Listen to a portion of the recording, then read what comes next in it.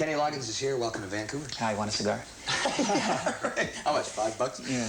Kenny, do you find it kind of disturbing that the soundtracks just seem to explode onto the charts, and yet your solo efforts don't seem to do as well? I'm beginning to wonder why that is. You know, I've been sitting thinking about that a lot. Why is it that I'm so well received by radio and by the public on soundtracks, and so coolly sometimes, at least from my point of view, received on my album projects? And I have a tendency to think that the fault is mine in some way.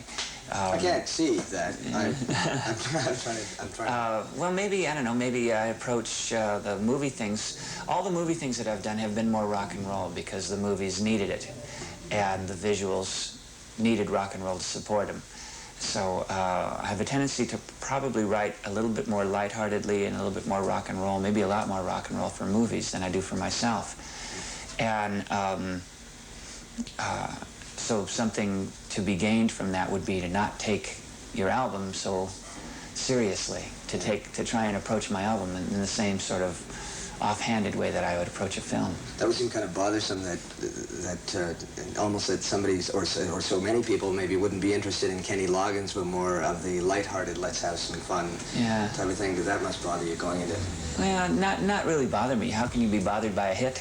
Well, yeah, okay, all right. I'm not so bothered as I am just perplexed. I wonder why. I guess when I write my own albums, I have a tendency to write lyrically a little weightier stuff. You know, I want to write about things that are going on in my life and in my world. And perhaps Footloose, you know, Let's Everybody Dance is kind of like maybe a message that people are more inclined to want to hear right now. Oh, well, you know, technology has definitely taken over the recording studio. I think I've seen more changes in the last 2 years in the recording studio than I've seen in the last 12.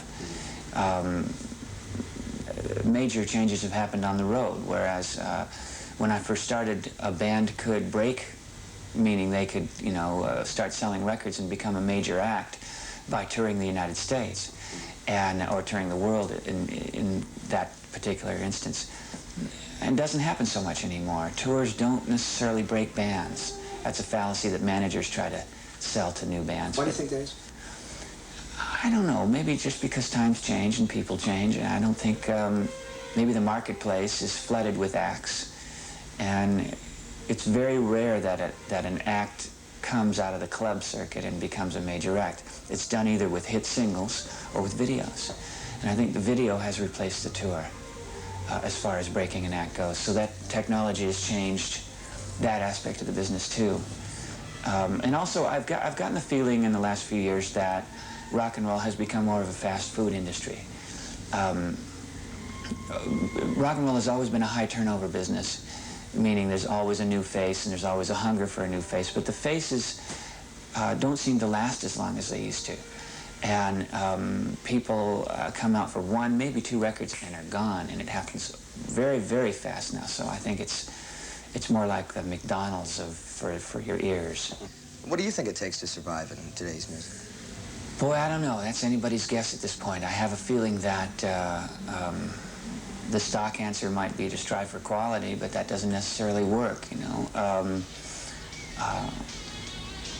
I have a feeling that I'm still around because I love rock and roll, and I'm a fan of rock and roll, and I change with the times, and I enjoy what I do. I think the key is to enjoy what you're doing, because as soon as it starts to pass you by and you don't enjoy what you're doing anymore, then you're not in the right job. Playing with the Boys is the second single from Top Gun, as you know, and basically, it started with the idea of recreating the volleyball scene from Top Gun. And the idea was that I wanted these really heavy muscle guys to be on the beach. This is the initial idea. This is not what you'll be seeing. Okay. The guys are on the beach, and they're playing volleyball with each other the way they were in the movie. And these girls come up, and they're really beautiful girls come up and start watching, and the guys invite them to join the game. And gradually, the girls, as they infiltrate the game, you realize that the girls are kicking their butts.